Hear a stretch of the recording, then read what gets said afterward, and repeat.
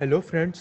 आज हम क्लास 9 के साइंस के chapter number 13 why do we fall ill के एग्जाम्पलर प्रॉब्लम्स डिस्कस करेंगे। तो क्वेश्चन ये है कि explain giving reasons. A, balance diet is necessary for maintaining healthy body. B, health of an organism depends upon the surrounding environmental condition. C, our surrounding in area should be free of stagnant water. D, social harmony and good economic conditions are necessary for good health. हमें reasons के help मदद से explain करना है कि balance diet जो है वो हेल्दी बॉडी के लिए बहुत इम्पोर्टेंट है। तो आइए हम पहले फर्स्ट वाला ऑप्शन के लिए देखते हैं। हमें पता है कि बैलेंस डाइट में सारे न्यूट्रिएंट्स होते हैं, प्रोटीन्स, विटामिन्स, फैट्स, मिनरल्स, जो भी फाइबर्स।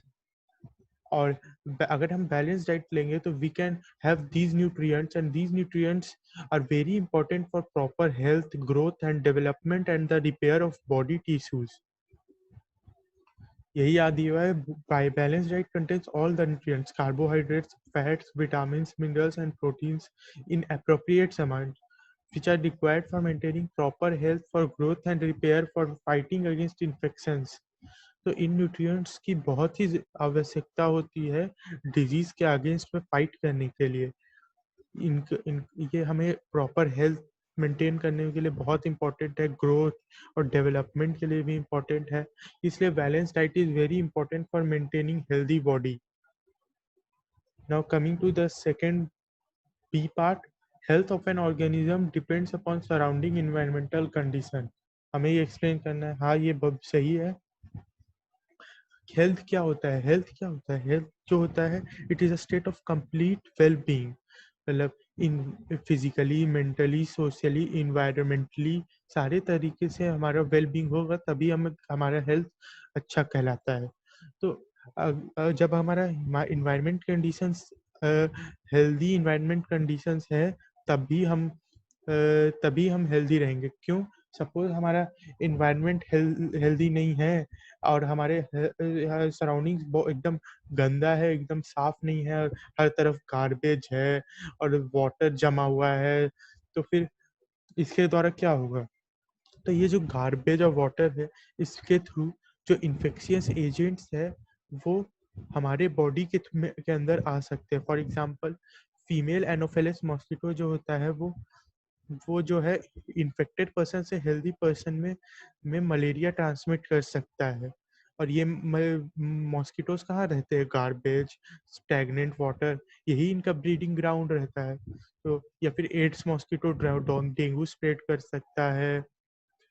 दैट्स वाई ऑल्सो अगर वाटर क्लीन नहीं है तो वी कैन हैव, अगर इन वाटर हमारे अराउंड का क्लीन नहीं है तो then and if we drink, अगर हम वो पानी पिए देन फिर हमें टाइफॉइड हो सकता है। So that's also important. So that is why health depends upon the surrounding environmental condition. C part is our surrounding area should be free of stagnant water. हमारे आसपास का एरिया जो है वो जमे हुए पानी से फ्री होना चाहिए। ऐसा क्यों है? क्योंकि जो, आइए हम इसका देखते हैं। Stagnant water is a breeding ground for a large number of disease of causing organism. It can lead to spread of disease in human being. Stagnant water जो होता है वो डिजीज काउजिंग ऑर्गेनिजम्स के ग्रोथ का एक बहुत ही important place होता है। अगर कहीं वाटर जमा हुआ है देन वो डिजीज कॉजिंग ऑर्गेनिजम्स के ग्रोथ का एक जगह है। वहाँ it is called breeding place for the disease causing micro organism. और अगर ये माइक्रो ऑर्गेनिजम्स वहाँ पे ग्रोथ करेंगे and then it will become difficult for us only. For examples, अगर उसमें स्टैग्नेंट वाटर में एनोफेलिस मॉस्किटो है सिमिलरली, तो it can spread malaria from an infected person to healthy person. और भी बहुत सारे इंसेक्ट्स होते हैं जो कि स्प्रेड कर सकते हैं काफ़ी diseases. Hence our surrounding area should be clean of stagnant water.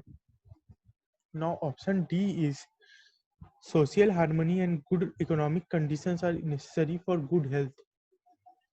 Good health के लिए सोशल और इकोनॉमिक कंडीशन हमारा अच्छा होना चाहिए। ऐसा क्यों? हमें पता है हेल्थ क्या होता है, it is the state of mental wellbeing, social wellbeing तो हमारा मेंटल हेल्थ सही होना चाहिए। तो अगर हम हमारे आस-पास में हमारे नेबर्स और हमारी फैमिली मेंबर्स के साथ हमारी अच्छी बॉन्डिंग है और एक सोशल हार्मनी है, तो हमारे हमारा मन हमेशा शांत रहेगा और हमारी मेंटल कंडीशन हमेशा सही रहेगी और अगर ऐसा नहीं है तो हम हमेशा टेंशन में रहेंगे, हम हमेशा दूसरों के बारे में लड़ाई करने के बारे में सोचेंगे and this will not be our mental wellbeing. So social harmony is very important and also good economic condition is important.